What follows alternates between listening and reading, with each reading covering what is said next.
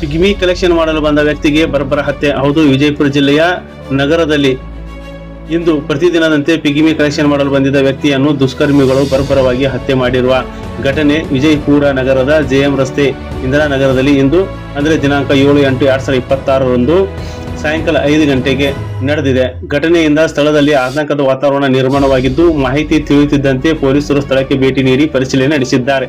ಹತ್ಯೆ ನಡೆಸಿದವರು ಯಾರು ಎಂಬುದು ಇನ್ನೂ ತಿಳಿದು ಬಂದಿಲ್ಲ. ಹತ್ಯೆಗೆ ನಿಖರ ಕಾರಣವೂ ಬಹಿರಂಗವಾಗಿಲ್ಲ.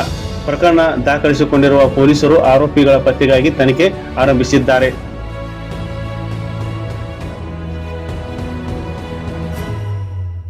ಸರಿ, ಫೈನಾನ್ಸ್ ಕಲೆಕ್ಷನ್ ಮಾಡ್ತಿದ್ರು.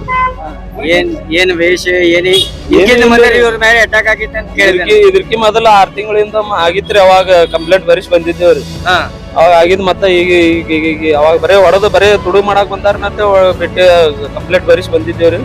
ಮತ್ತ ಈಗ ಇದು 2ನೇ ಸಲ ಹಿಂಗ ಆಗ್ಯದ್ರಿ. ಯಾರ ನಮ್ಗೇನ್ ಗೊತ್ತ್ರಿ. ಹಳೆ ವಿಷಯ ಮಧ್ಯೆ ಯಾರು ಕೂಡ ಏನು ಇಲ್ಲೇ ರೀ. ನಮ್ದು 40 ವರ್ಷದಿಂದ ಕಾಳಿಕಾನಗರ್.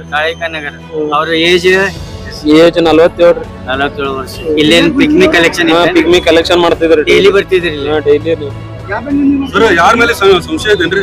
ಯಾರ ಮ್ಯಾಗೂ ಏನ್ ಈಗ ಗೊತ್ತಿಲ್ರಿ. ಏನ್ ಕಾರಣ ಏನೈತ್ರಿ? ಏನ್ ಗೊತ್ತಿಲ್ರಿ ಸರ್ ನಮಗೂ ಏನ್ರಿ. ಇಲ್ಲ ಏನಾರ ಮನೆಗೆ ಹೇಳಿರ್ಬೇಕಲ್ಲ, ಏನಂತ ತೊಂದ್ರೆ ಐತಿ ಯಾರ? ಹಂಗ ಏನು ಹೇಳಿಲ್ರಿ. ಅದ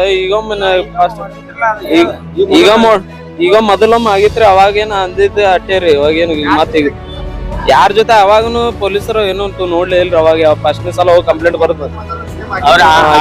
ಸಿಕ್ಕಿಲ್ಲ ಒಂದ್ 6 ತಿಂಗಳಿಂದ. ಈಗ ಪೊಲೀಸರಿಗೆ ಏನ್ ಕೇಳ್ತೀರಿ?